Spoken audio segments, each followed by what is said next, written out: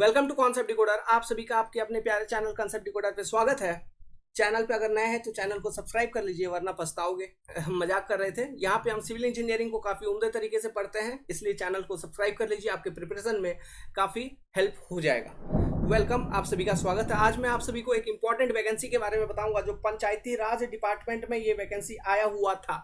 पंचायती राज department में ये vacancy आया हुआ है, नॉट था, ये आया हुआ है 1875 पोस्ट के लिए, है ना। इसी वैकेंसी के ऊपर डिटेल डिस्कशन करेंगे। तो यहाँ पे देखिए, empanelment of 1875 architect and consulting engineer civil, ठीक है, इस वैकेंसी के बारे में बताएंगे। तो इसका जो डेट ऑफ कमेंसमेंट होगा, फॉर्म फिलिंग का डेट है 1 जून 2022, लास्ट डेट है 15 जून 2022, ठीक है। 1 जून 2022 से लेके 15 जून 2022 के बीच में आप इस फॉर्म को अप्लाई कर सकते हैं। Okay, is it clear to you all? तो इसका देखिए यहाँ पे मतलब डिटेल नोटिफिकेशन के ऊपर हम स्टडी करेंगे। तो यहाँ पे देखिए, detail advertisement document for empanelment of 1875 architect and consulting engineers civil, इस पर मैं क्लिक किया तो डिटेल एडवर्टाइजमेंट हमको ये पीडीएफ फॉर्म में मिल गया, ठीक है। तो ये जो रिक्रूटमेंट होगी, ये रिक्रूटमेंट होगी on work basis payment mode. Work basis payment mode कहने का मतलब है, आप जब सेलेक्ट हो जाएंगे तो आपको काम अलाउट किया जाएगा, वर्क अलाउट किया जाएगा, तो उस वर्क के करस्पॉन्डिंग समथिंग 2% कंसल्टिंग फी आपको मिलेगा। जो भी उसका प्रोजेक्ट का कॉस्ट होगा उसको समथिंग 2%, 1%, 2% कंसल्टिंग फी मिलेगा, है ना। वर्क बेसिस पेमेंट मोड पे आप यहाँ पे एम्प्लॉयड होंगे। ये जो डॉक्यूमेंट है, इस पर्टिकुलर डॉक्यूमेंट में आपको बहुत डिटेल में सब कुछ लिखा गया है ना। Introduction, eligibility, scope of work and job description, name of candidate, number of candidate to be इम्पैलेंट, consulting fee, eligibility criteria, इम्पैलमेंट period, मतलब कितने दिन के लिए आप रिक्रूट किए जाएंगे। आप जनरली 2 साल के लिए रिक्रूटमेंट होगी, फिर बाद में अगर वो चाहेंगे तो और 2 साल के लिए वो पोस्टपोन करेंगे। कहने का मतलब ये कि कॉन्ट्रैक्ट बेसिस पे जॉब इन्होंने निकाल दिया, है ना। Important date, how to apply, selection criteria क्या होगी, and general condition for application fee, removal from approved list, सब चीज़ों के बारे में डिटेल इन्होंने 12 पॉइंट में एक्सप्लेन किया हुआ है, बहुत ही डिटेल में। तो इन सब चीज़ों को समझाने से पहले मैं इन सब चीज़ों में कुछ इंपॉर्टेंट पॉइंट्स आपको समझा दूंगा बहुत ही कम से कम समय में। लेकिन आगे बढ़ने से पहले मैं आपको बताता हूँ एक बात कि ये बड़ा ही गलत बात हुई है। गलत बात ये हुई है कि इसके जगह पे आप एग्जामिनेशन कंडक्ट करवा के ले सकते थे। यहाँ पे अभी क्या होगा, करप्शन करने का इतना बड़ा मौका मिल गया ना इन लोगों को कि ये डायरेक्ट करप्शन करेंगे। मतलब नेम ऑफ स्टूडेंट, ये मेरिट बेसिस पे तो वो लेने का कोशिश करेंगे, ठीक है, लेकिन करप्शन डायरेक्ट करेंगे, क्योंकि जो पैसा देगा उसका सिलेक्शन होगा। आजकल तो अनएम्प्लॉयमेंट का तो भरमार है ना। और स्टूडेंट का पढ़ाई लिखाई तो उनसे नाता ही कट गया है, मान लो, लेके चलो, है ना। क्योंकि यहाँ पे एलिजिबिलिटी 18 से 65 साल तक के लिए है। तो फ्रेशर तो वैसे ही गया, जो थोड़ा मोड़ा पैसा वैसा कमा के रखे हैं वो पैसा दे के घुसने का कोशिश करेंगे, है ना। करप्शन 100%, 110% करप्शन होगा। 6 से 8 लाख रुपए में पोस्ट बिकेगी, कम से कम, मिनिमम उतना, या फिर 10 लाख तक भी जा सकता है, ठीक है। आपके पास सेटिंग हो तो अरेंजमेंट कर लीजिए। ओके, चलिए हम डिटेल आगे डिस्कस करते हैं इसका। आपको यहाँ पे काम क्या करना होगा। काम देखिए, ये 4 तरह का काम इन्होंने बताया है। To prepare estimate of work project taken by the gram panchayat, है ना। मैप, ग्राम पंचायत जान ही रहे हो कितना बड़ा करप्शन है। Map, layout design of the work, preparation of MB of the work, other related civil works awarded bye ग्राम पंचायत। मैं बस यही कहना है, बारंबार बोलूंगा, वैकेंसी एग्जामिनेशन के थ्रू से लिया जा सकता था। 1875 वैकेंसी कम नहीं होती है, कम से कम इसमें आप 50% ऑफ वैकेंसी थ्रू एग्जामिनेशन लेते, जिसमें फ्रेशर स्टूडेंट जाते। क्या आपको क्या लगता है जो फ्रेशर स्टूडेंट है वो इन सब चीज़ों को नहीं कर पाएंगे? ऑब्वियसली कर पाएंगे। It's not a very big deal. MB बनाना एक झटके का काम होता है ना। ये लेआउट बनाना एक झटके का काम होता है। बस 2 महीने 1 महीने का ट्रेनिंग में वो लोग कर लेते। ट्रेनिंग कहाँ से करते? जो आप जितना ये जो पोस्ट 1875 आपने निकाला, 1000 पोस्ट एग्जामिनेशन से लेते, 700-800 पोस्ट आप ले लेते एक्सपीरियंस से, और हर एक ग्राम पंचायत में 1 या 2 दे देते, एक फ्रेशर एक एक्सपीरियंस, एक फ्रेशर एक एक्सपीरियंस। यहाँ से ट्रेनिंग चलते रहता। तो मैनेजमेंट का तो सिनेरियो है नहीं, और ले लिए direct on basis of merit. मैं आपको बताता हूँ कैसे ले रहे हैं ये लोग।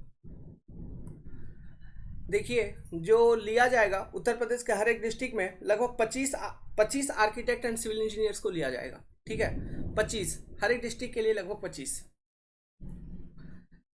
यहाँ पे पढ़ सकते हैं, है ना। इस वाले डॉक्यूमेंट में बहुत डिटेल में दिया हुआ है। जो जो इंपॉर्टेंट पॉइंट है मैं उसी पर हाईलाइट करूंगा, बाकी का सब पॉइंट आप पढ़ सकते हैं डॉक्यूमेंट को डाउनलोड करके। देखिए, कंसल्टिंग फी मतलब प्रोजेक्ट बेसिस पे जो कंसल्टिंग फी होगा, आपको इतना इतना पैसा मिलेगा। देखिए लगभग 2% of total estimated value of project, काफ़ी ज़्यादा पैसा मिलेगा। 1% for project design and estimate preparation, 1% fee for preparation of MB book, है ना। इतना 1% काफ़ी ज़्यादा होता है। 10 लाख रुपया का काम है तो उसका 1% निकाल लो, तो 10 लाख से मिनिमम कोई भी काम 10-12 लाख से कम ज़्यादा का ही होता है, उससे कम का नहीं होता है ना। एलिजिबिलिटी क्या है देखिए, ये अब आपके मुद्दे की बात है। एलिजिबिलिटी क्राइटेरिया ये है, आप डिप्लोमा हो चाहे बीटेक दोनों एलिजिबल हैं, एज 18 ईयर से 65 ईयर तक, ठीक है। और एक चीज़ यहाँ पे कहा गया है, कैंडिडेट जो भी कैंडिडेट अप्लाई करेगा वो किसी भी गवर्नमेंट डिपार्टमेंट या प्राइवेट कंपनी में आप परमानेंट वर्क पे ना हो, ठीक है, ओके। फुल टाइम एम्प्लॉयड आप उसके ना हो। The candidate would be empanelled in district of their permanent रेसिडेंटशिप, मतलब जहां पर आपका मतलब यूपी के लिए ही है, ये यूपी के कैंडिडेट्स ही अप्लाई कर सकते हैं, ठीक है, सबसे पहले तो। और कैसे अप्लाई कर सकते हैं, जो कैंडिडेट यूपी का कोई मतलब जो डिस्ट्रिक्ट में है उसी डिस्ट्रिक्ट में आपको ये जॉब दिया जाएगा, पंचायती राज डिपार्टमेंट में उसी डिस्ट्रिक्ट में आपको ये जॉब दिया जाएगा, है ना। तो ये चीज़ है परमानेंट रेसिडेंटशिप का मतलब ये चीज़ था। कितने साल के लिए आपको नौकरी दिया जाएगा, तो ये देखिए 3 साल फ्रॉम पीरियड ऑफ ज्वाइनिंग, और उसके बाद 2 साल फर्दर एक्सटेंड किया जाएगा, फिर 2 साल, फिर 2 साल, ऐसे एक्सटेंशन होते चलेगी, ठीक है। यहाँ पे साफ साफ लिखा हुआ है, लेकिन अभी 3, 4, 5 साल तक तो आपको दिक्कत नहीं है, टेंशन नहीं है, लेकिन जब मन करे ये टर्मिनेट भी कर सकते हैं, लेकिन अभी 3 साल तो नहीं करेंगे अगर सेलेक्ट कर लिए तो। क्लियर है। नेक्स्ट आगे बात करते हैं। 1 तारीख से आप भर सकते हैं, 15 तारीख तक भर सकते हैं। हाउ टू अप्लाई, फिर ये प्रोसेस इसमें कंप्लीटली दिया हुआ है, कैसे कैसे अप्लाई करना है, क्लियर है। ये पंचायती राज वेबसाइट पे आएंगे तो ये सारा डिटेल, ये PDF मिल जाएगा, इसके अकॉर्डिंग आप इसमें अप्लाई कर सकते हैं। वरना इसमें भी आपको हेल्प चाहिए तो आप बोलिएगा, हम हेल्प कर देंगे, बता देंगे, डायरेक्ट सीधा सीधा वीडियो बना देंगे कि कैसे कैसे अप्लाई करोगे, कहाँ कहाँ जाओगे। सिलेक्शन क्राइटेरिया क्या होगा, देखिए ये इंपॉर्टेंट अब आप सभी के लिए जानना पड़ेगा। सिलेक्शन क्राइटेरिया देखिए बीटेक वाले, डिप्लोमा वाले दोनों के लिए है यहाँ पे, है ना। बी आर्च वाले कौन, civil engineer, B Arch and diploma civil engineer तीनों अप्लाई कर सकते हैं। Maximum mark up to 40%। अगर आपने बीटेक या इसमें 40% लाया हुआ है तो आप एलिजिबल हैं, लेकिन आपको मार्क मिलेगा 0, कोई एक्स्ट्रा मार्क नहीं मिलेगी। लेकिन अगर 41 से लेकर 80% तक आपकी डिग्री या डिप्लोमा में नंबर है ना, तो हर एक 1% एक्स्ट्रा मार्क के लिए 1 नंबर आपको यहाँ पे मिलता हुआ चलेगा। तो इस तरह से करके 40 से 80% के बीच में जिसका जिसका नंबर है, मतलब यहाँ पे बेसिक सी यही बात है कि मेरिट का जो सिलेक्शन होगा वो 40% एबव वाले स्टूडेंट के लिए होगा। मिनिमम आपका 40% होना चाहिए, तो 40% प्लस आपके पास अगर नंबर है ना, जितना ज़्यादा आप मेरिटियस स्टूडेंट हैं उतना अच्छा है। तो 41 से लेकर 80% तक अगर आपको नंबर बीटेक या फिर कॉलेज लाइफ में आया हुआ है तो बहुत अच्छी बात है ना। आपको उस हिसाब से नंबर मिलता चलेगा। कहने का मतलब है, मान लो आपका नंबर आया 65%, तो 40 से 65% कितना ज़्यादा है, 25 ज़्यादा है ना। तो आपको 25 नंबर, ये 40 में से 25 नंबर आपको वहाँ पे मिल जाएगा। क्लियर है, ओके। आगे देखते हैं। आगे देखिए, इसमें इस कैटेगरी में मैक्सिमम 40% तक का मार्क मिलेगा, ओके। और मान लीजिए आपका अगर परसेंटेज है, मतलब मान लो किसी ने 90% लाया तो उसको फुल मार्क मिलेगा, उसको 40 मार्क ही मिल जाएगा, फुल टू फुल मिल जाएगा, है ना। और किसी ने 81% भी लाया तो उसको भी फुल टू फुल 40 नंबर मिलेगी, ये 40 मार्क की क्राइटेरिया में। नाउ एक्स्ट्रा जो अब 20 मार्क है वो बीटेक अगर आपने किया हुआ है, बी आर्च किया हुआ है तो आपके लिए 20 मार्क है, और डिप्लोमा किया हुआ है तो आपके लिए 10 मार्क है, ठीक है। नेक्स्ट, रेलिवेंट वर्क एक्सपीरियंस पे 30 मार्क मिलेगा। वर्क एक्सपीरियंस पे 30 मार्क मिलेगा। अगर आप यूपी के बंदे हैं और आपको एक्सपीरियंस है अप टू 1 साल तो 0 मार्क, कोई आपको लेकिन एक्सपीरियंस सर्टिफिकेट दिखाना होगा, है ना। तो अगर 1 साल तक एक्सपीरियंस है तो 0 मार्क, अगर 1 से 2 साल तक का एक्सपीरियंस है तो 10 मार्क, 2 से 3 साल तक के बीच का एक्सपीरियंस है तो 20 मार्क, मोर देन 3 ईयर है तो 30 मार्क आपको सीधा का सीधा मिलेगा, ठीक है। रेलिवेंट वर्क एक्सपीरियंस मतलब जो क्षेत्र का ये नौकरी है उसी क्षेत्र में, है ना, एस्टिमेशन, MB प्रिपेयर करना, ये सब चीज़ आपको किया हुआ होना चाहिए, तब रेलिवेंट, इसका मतलब ये होता है, ओके। वर्क एक्सपीरियंस ऐसा नहीं कि आपको ये पूछा है, आप काम किए मैकेनिकल का, कोई कंपनी में जाके ऑटोमोबाइल का काम कर लिया, फिर सॉफ्टवेयर की किसी कंपनी में काम कर लिया, उसका कोई मतलब नहीं है।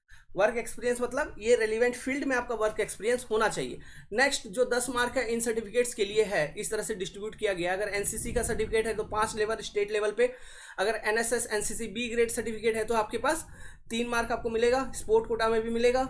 0 लेवल फ्रॉम NIE LIT और कंप्यूटर कोर्स अगर आपने कुछ किया हुआ है तो आपको और 5 नंबर एक्स्ट्रा मिल जाएगा। तो इस तरह से टोटल ये 100 नंबर का डिवीजन किया गया है, और इस बेसिस पे ही ये लोग बनाएंगे merit, is it clear to you all? और जैसा जैसा आपका होगा रैंक आएगा मेरिट हिसाब से आपको सिलेक्ट कर लिया जाएगा। Is it clear? तो एक तरह से ये सुनहरा मौका है उन लोगों के लिए जो कभी अपनी ज़िंदगी में एग्ज़ाम नहीं दे पाए, है कि नहीं, और प्राइवेट कंपनी में काम कर रहे हैं, इधर उधर एक्सपीरियंस भी गेन किया है, उन लोगों के लिए एक सुनहरा मौका यूपी के बच्चों के लिए कि आप घर आ जाओ, घर आ जाओ, वापस आ जाओ, है ना, और कम से कम घर में आके बैठ के एक सरकारी काम करिए। लेकिन इस वैकेंसी को, इसमें से 50% वैकेंसी मैं अभी भी कह रहा हूँ दिया जा सकता था, मतलब ऐसे डोनेट किया जा सकता था, और 50% वैकेंसी कम से कम एग्जामिनेशन के थ्रू से लिया जा सकता था परमानेंट बेसिस पे।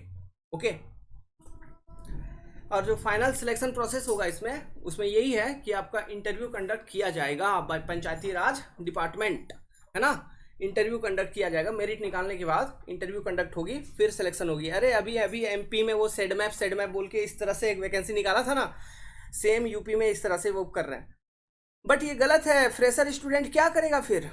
ओके, फ्रेशर स्टूडेंट क्या करेगा? वो तो एग्जामिनेशन के लिए वेट कर रहा है। ये पंचायती राज डिपार्टमेंट में फ्रेशर के लिए एग्जामिनेशन कंडक्ट करवा के लिया जा सकता था। मैं बारंबार बोल रहा हूँ, इसलिए भी बोल रहा हूँ ना, क्योंकि अभी बच्चे ट्विटर कैंपेन करने लगे कि यहाँ पे वैकेंसी निकालिए, फ्रेशर को लिए निकालिए, फ्रेशर के लिए निकालिए। ट्विटर कैंपेन अब करने लगे। उनको लग रहा था बहुत दिनों से ये वैकेंसी आने वाली थी, तो हम लोगों को लग रहा था कि ये वैकेंसी जो आएगा, ये वैकेंसी आएगा आपका on the basis of examination, but यहाँ पे कुछ उल्टा ही नज़र आ रहा है ना। कोई बात नहीं, लेकिन हमारे इस तरह के बच्चों के लिए भी ओके, तो ये प्रोविज़न होना चाहिए। ओके, तो देखिए अब एक खास बात इसका बता रहा हूँ, जो भी बच्चे सेलेक्ट हो जाएंगे, ठीक है, और तो आपको 50,000 रुपया एज ए सिक्योरिटी डिपॉजिट करना होगा 6 महीने के लिए। समझ गए? नहीं, 6 महीने के लिए नहीं, आपको 50,000 सिक्योरिटी डिपॉजिट रखना होगा जब तक आप काम करेंगे, उसके 6 महीने बाद तक के लिए। ठीक है, ये सरकार को जमा करनी होगी, वो डिटेल आपको वो बता देंगे। समझ गए?